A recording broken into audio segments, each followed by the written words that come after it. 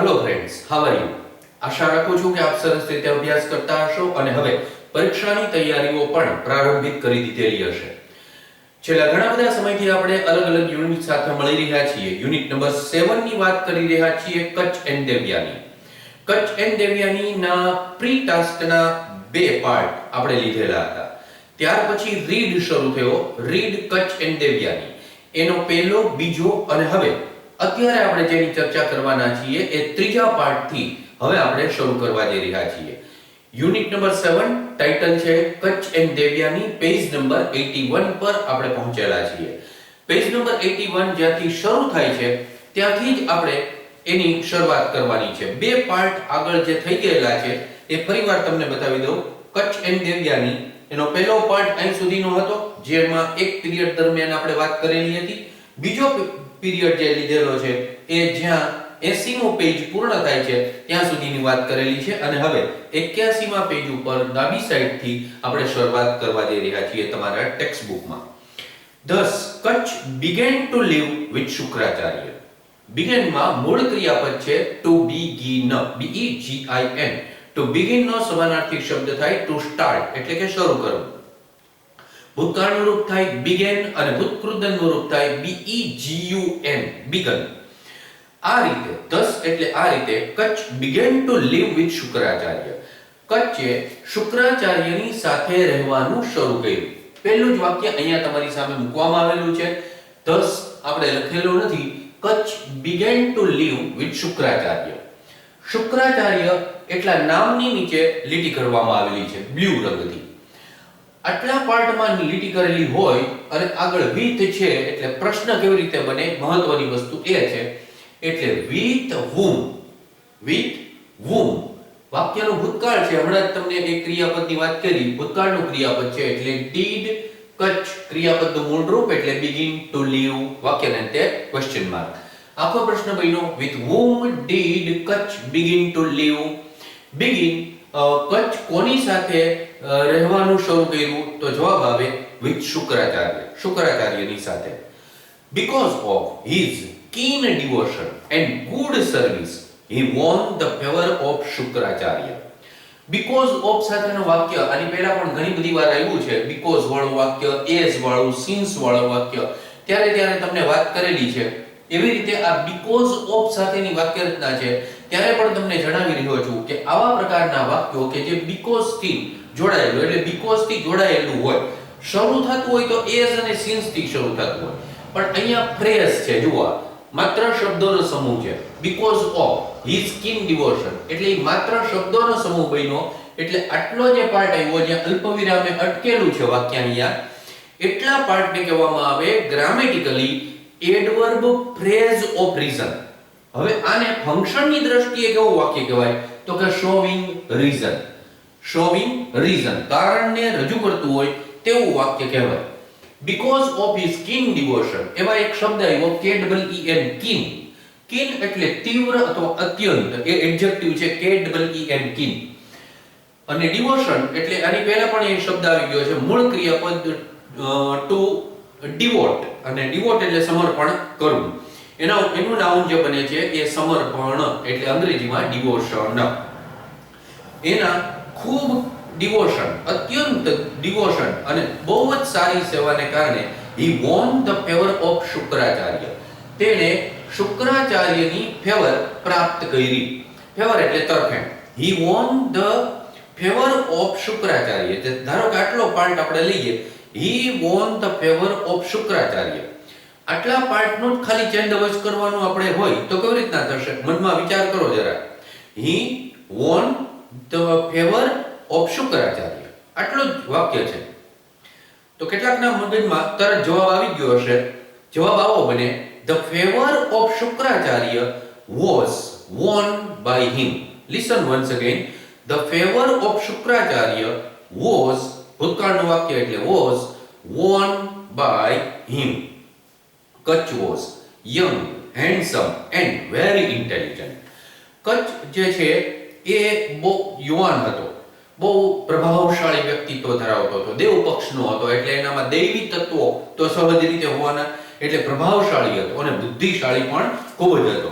And no wonder, અને એમાં કોઈ આશ્ચર્ય નહોતું કે Devyani fell in love with him at first sight. દેવયાનીએ જેવો એને પ્રથમ દ્રષ્ટિએ જોયો ત્યારથી જ પ્રેમમાં રચવા લાગી. એટલે એવી એનો પ્રભાવ હતો, એની આભા એવા પ્રકારની હતી કે એ તરત જ જ્યારે દેવયાનીએ એને જોયો ત્યારે પ્રથમ દ્રષ્ટિએ એના પ્રેમમાં એ પડી. And very intelligent and no wonder, એમાં કોઈ આશ્ચર્ય નહોતું Devyani to fall in love, એ મૂળ ફ્રેઝલ વર્બ કહેવાય, પ્રેમમાં પડવું. એનું ભૂતકાળનું રૂપ થાય ફેલ ઇન લવ અને ભૂતકૃતનું રૂપ fallen in love. Fell in love with him at first sight. First sight એટલે પ્રથમ દ્રષ્ટિ. પછીનું જે વાક્ય મૂકવામાં આવ્યું એ બટ સાથેનું વાક્ય આવ્યું. But Kacha was a student. પરંતુ કચ્છ જે છે એ સ્ટુડન્ટ હતો એ જગ્યા ઉપર. And he could not respond to her love. કચ્છને સમજાઈ ગયું કે દેવયાની જે છે એ મારા પ્રેમની અંદર ગરકાવ થયેલી છે. જો એ વાક્ય અહીં લખેલું છે, Devyani fell in love with Kacha but Kacha was a student and he could not respond to her love. આપણે તો વાક્યને વાક્ય તરીકે જોવાનું છે અહીંયા. તો આ જે વાક્ય આવ્યું એમાં સંયોજક તરીકે આપણે બટ નો ઉપયોગ કરીને વાક્ય મૂકવામાં આવેલું છે. એટલે કે બીજા વાક્યની શરૂઆત જ્યાં થઈ છે એ બટ થી થઈ છે. એટલે કોન્ટ્રાસ્ટ ભાવને રજૂ કરતું વાક્ય કહેવાય. અને એટલા માટે આમ તમે ગ્રામેટિકલી જોવા જાઓ તો એડવર્બ ક્લોઝ ઓફ કોન્ટ્રાસ્ટ કહેવાય. જે ધો, ઓલ્ધો, ઇવન ધો, ઇવન ઇફ વાળી જે વાક્ય રચનાઓ આવે એવા પ્રકારનું વાક્ય કહેવાય. પણ અહીંયા બટ નો ઉપયોગ એમાં કરવામાં આવેલો છે. એટલે બટ સાથે સંયોજાણું છે વાક્ય. તો આવા પ્રકારના વાક્યને ફંક્શનની દ્રષ્ટિએ કહેવામાં આવે શોઇંગ કોન્ટ્રાસ્ટ. કોન્ટ્રાસ્ટને રજૂ કરતું વાક્ય છે. પણ કચ્છ જે છે વોઝ અ સ્ટુડન્ટ, એ એક વિદ્યાર્થી હતો. And he could not respond to her love, કારણ કે એ દેવયાનીના પિતાની ત્યાં જ રહેતો હતો. શુક્રાચાર્ય દેવયાનીના પિતા હતા. એટલે ગુરુ પિતા તુલ્ય હોય, અને એટલા માટે ગુરુ માતા, એની ધર્મપત્ની હોય એને ગુરુ માતા કહેવાય. અને એમના જે સંતાનો છે એ સંતાનો એના તરફ રિસ્પેક્ટ અદા કરવું એ દરેક શિષ્યનો પવિત્ર ફરજ છે. એટલે એનો પ્રતિભાવ કાંઈ આપે એવું શક્ય હતું નહીં. ઓલ ધ સેમ, એ જ રીતે કચ્છ લાઇક્ડ હર, કચ્છને પણ એ ગમતી હતી. એન્ડ કન્સિડર્ડ હર, કન્સિડર એટલે ગણવું, માનવું, CONSIDER, તો કન્સિડર એટલે ગણવું કે માનવું. કન્સિડર હર અ ફ્રેન્ડ, અને એને એક મિત્ર તરીકે એ ગણતો હતો. He gathered flowers and fruits for her. હવે જો એ વાક્ય અહીંયા તમારી સામે મૂક્યું છે. એકાદ વાક્ય આપણે ચેન્જ ધ વોઇસ નું પણ આખા પેરેગ્રાફ આવતા હોય એની અંદર એક કે બે વાક્ય આપણે અલગ અલગ કાળ સાથેના લેવાનો પ્રયત્ન કરતા હોઈએ છીએ. એટલે he gathered, GATHER, to gather એટલે એકત્રિત કરવું, ભેગું કરવું. ED લાગ્યું એટલે ભૂતકાળ ભૂતકૃતનું રૂપ થઈ ગયું flowered and fruits. એટલે કર્મ જે છે, હવે આટલા વખત સુધીમાં તમને ખબર પડવી જોઈએ કે આ કર્તા છે, આ ક્રિયાપદ છે અને આ કર્મ છે. ફ્લાવર્સ એન્ડ ફ્રૂટ્સ એ કર્મ છે. હવે એ વાક્યનું ચેન્જ ધ વોઇસ આપણે કરવાનું છે. તો ચેન્જ ધ વોઇસ કરીએ છીએ તો કર્મને કર્તાના સ્થાને લઈ આવીએ છીએ. એટલે ફ્લાવર્સ એન્ડ ફ્રૂટ્સ એ કર્તાના સ્થાને આવી ગયું, કર્તા સ્વરૂપે આવી ગયું. એના મુજબ આપણે ટુ બી નું રૂપ કાળ મુજબનું મૂકવાનું. તો ગેધર્ડ એ ભૂતકાળને રજૂ કરે છે એટલે એની સાથે આપણે ટુ બી નું રૂપ મૂકશું વેર. જે તે ક્રિયાપદનું ભૂતકૃતનું રૂપ તો રેગ્યુલર જ વર્બ છે એટલે ઈડી વાળું જ રૂપ આવે. એટલે GATHERED, જોઈ લીધું. ગેધર્ડ બાય હિમ, આખું વાક્ય બની ગયું flowers and fruits were gathered by him. તો આ રીતે એ વાક્યનું ચેન્જ વોઇસ પણ સમજાઈ જવું જોઈએ આપણને. એ જ રીતે એમ કહે છે કે he gathered flowers and fruits for her. જ્યારે જંગલમાં જતો ત્યારે ત્યાંથી ફૂલ લઈ આવે, ફ્રૂટ્સ લઈ આવે. and helped her, અને એને મદદરૂપ થતો હતો in her household duties, અને એની જે ઘરની નાની મોટી કામગીરીઓ હોય એની અંદર પણ કચ્છ દેવયાનીને મદદરૂપ પણ થતો હતો. Sometimes they would wander about the jungles and at times they sang and danced together. અને સાથે સાથે ક્યારેક sometimes એટલે ક્યારેક they would wander, ફરવા માટે જતા હતા, જંગલની અંદર આંટો મારવા જતા હતા, wonder about the jungle. And at the same time, એટલે at the time that means at the same time, ક્યારેક they sang, ક્યારેક ગીતો ગાતા અને નૃત્ય પણ કરતા. In course of time the asurs found out why Kach was staying with Shukracharya. હવે એક નવો સ્ટુડન્ટ એ આ ગ્રુપની અંદર ઉમેરાણો હતો, કચ્છ જે નવા સ્ટુડન્ટ તરીકે હતો. અસુર લોકોને એમ થતું હતું કે આ ક્યાંથી આવ્યો, કારણ કે અસુરની જાતિમાં જો કોઈ એવો વ્યક્તિ હોત તો એ લોકોને ખ્યાલ જ હોય કે આ ફલાણા કુટુંબનો કોક દીકરો છે, પણ એવું તો હતું નહીં. એટલે એ લોકો ગોતતા હતા કે આ છે કયા વિભાગનો માણસ. એટલે આખરે ઇન કોર્સ ઓફ ટાઈમ, સમયાંતરે, the Asurs to find out એટલે શોધી કાઢવું, found out is the past tense and past participle નું રૂપ. Asurs found out એ ગોતી કાઢ્યું એમણે why Kach was staying with Shukracharya. વાક્ય એ લખેલું છે the Asurs found out why Kach was staying with Shukracharya. Underline કરેલી છે ગુલાબી રંગથી. કેટલા પાર્ટ નીચે why Kach was staying with Shukracharya, આટલા પાર્ટ નીચે અંડરલાઈન કરેલી છે. હવે જો આટલો જવાબ આપણે જોતો હોય, આટલો જે પાર્ટ છે એ જવાબમાં આપણે જોતો હોય તો પ્રશ્ન કેમ બને? આપણી પાસે વૈધું ખાલી આટલું, તો અસુર્સ ફાઉન્ડ આઉટ આટલું વૈધું. તો આજે જે એટલી ખબર પડવી જોઈએ કે આ કર્તાનું સ્થાન છે, આ ક્રિયાપદ છે, અને હવે પછીનું જે સ્થાન આવ્યું એ કર્મના સ્થાને આખું વાક્ય છે. કર્મનું સ્થાન એટલે નામ, અને નામ ગોતવું હોય તો પ્રશ્ન વોટ થી પૂછાય. અને એટલા માટે અહીંયા જે પ્રશ્ન બનાવવામાં આવેલો છે એ વોટ થી મૂકવામાં આવેલો છે. What did the Asurs find out? What did the Asurs find out? ભૂતકાળની વાક્ય રચના એટલે did સાથે મૂકવામાં આવ્યું, did the Asurs find out. એટલે જવાબની અંદર આવ્યું why Kach was staying with Shukracharya. હવે આને ગ્રામેટિકલી શું કહેવાય? આટલો સહજ પ્રશ્ન આપણા મનની અંદર થવો જોઈએ. તો ગ્રામેટિકલી આને કહેવામાં આવે નાઉન ક્લોઝ. નામના સ્થાને આખું વાક્ય આવ્યું. વોટ થી પ્રશ્ન પૂછવો એટલે જવાબની અંદર હંમેશા નામ આવે. નામના સ્થાને શબ્દોનો સમૂહ આવે તો એને નાઉન ફ્રેઝ કહેવાય. એના સ્થાન ઉપર આખું વાક્ય આવ્યું.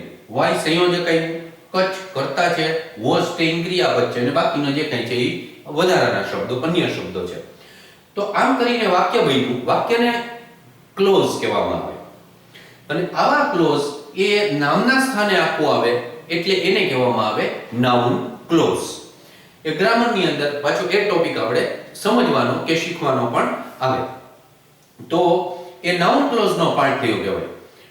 In course of time the Asurs found out why Kach was staying with Shukracharya.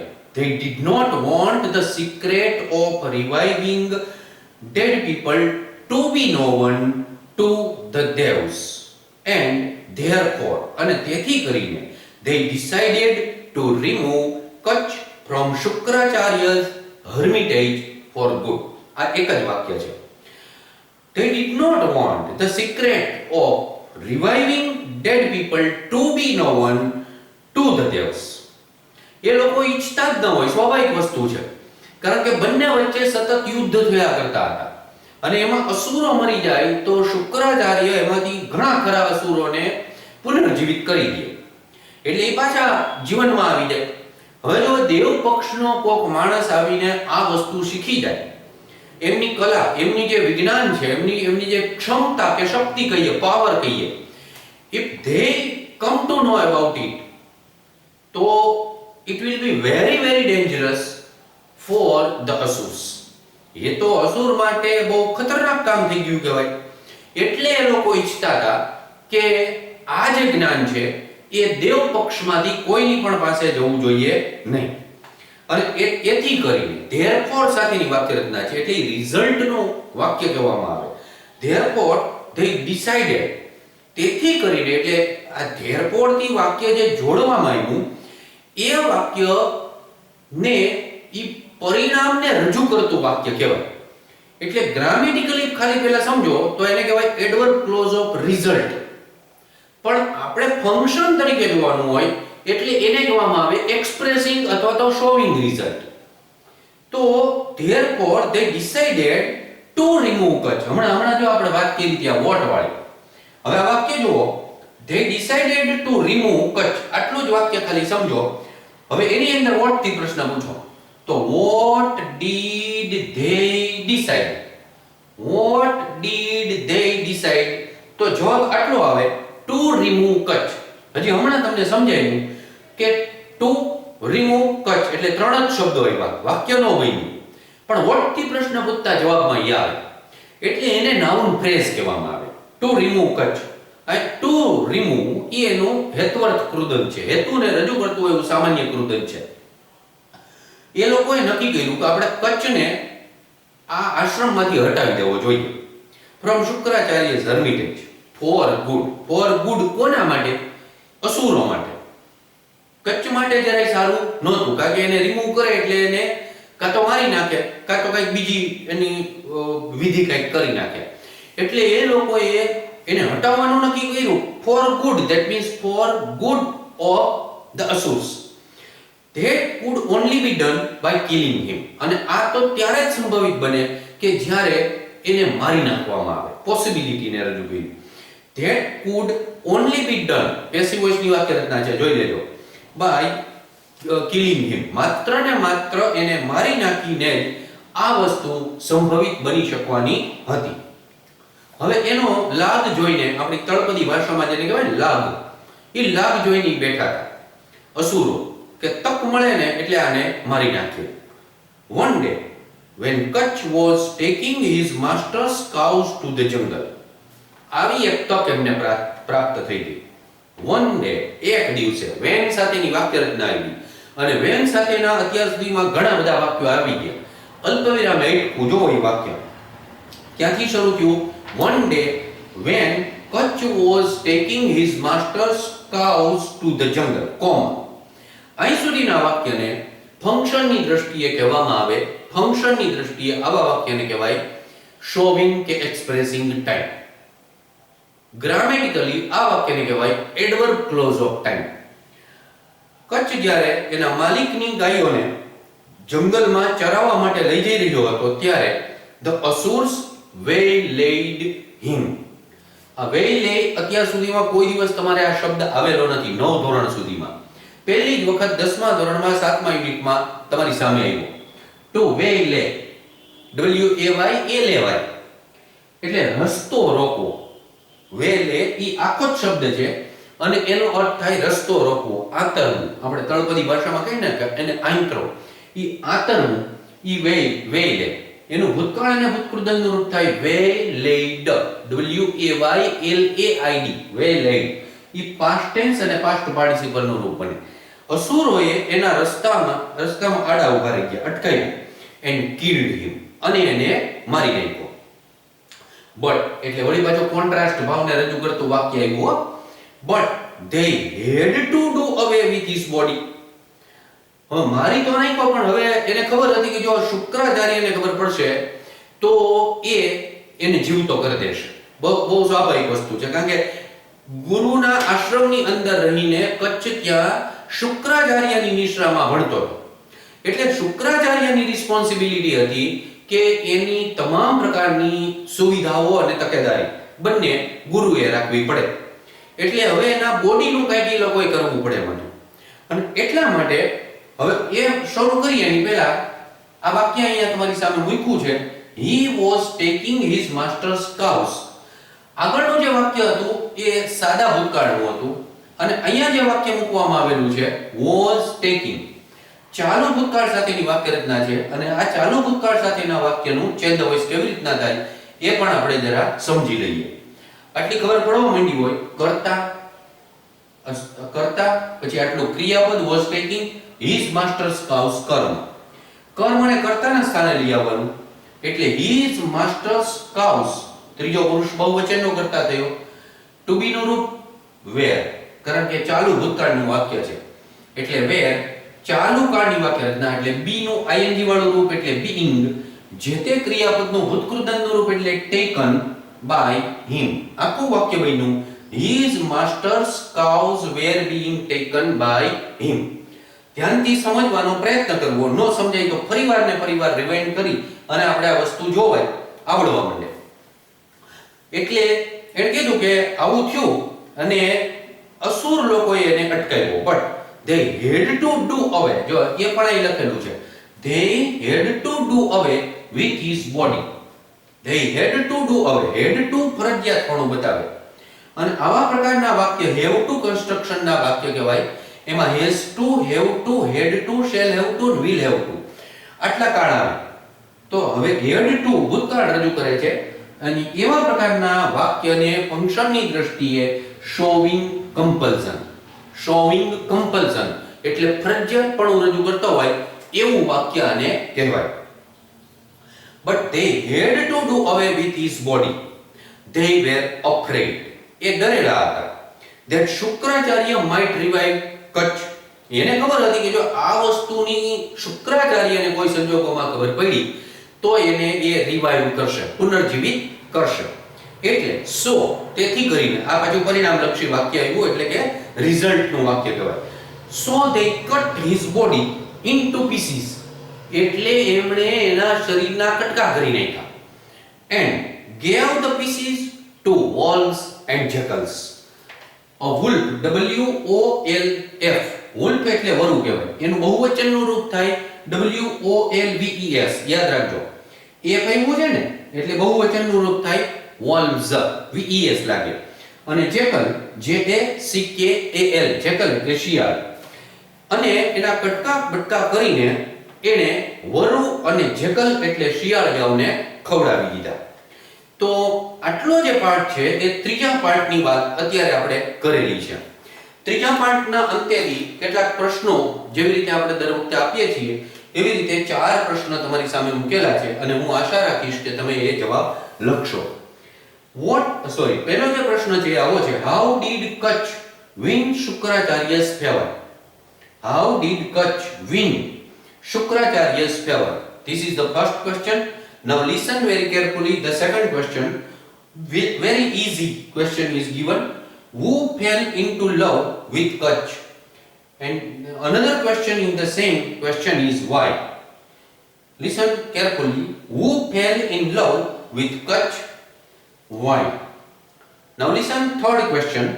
What did Kutch and Devyani do?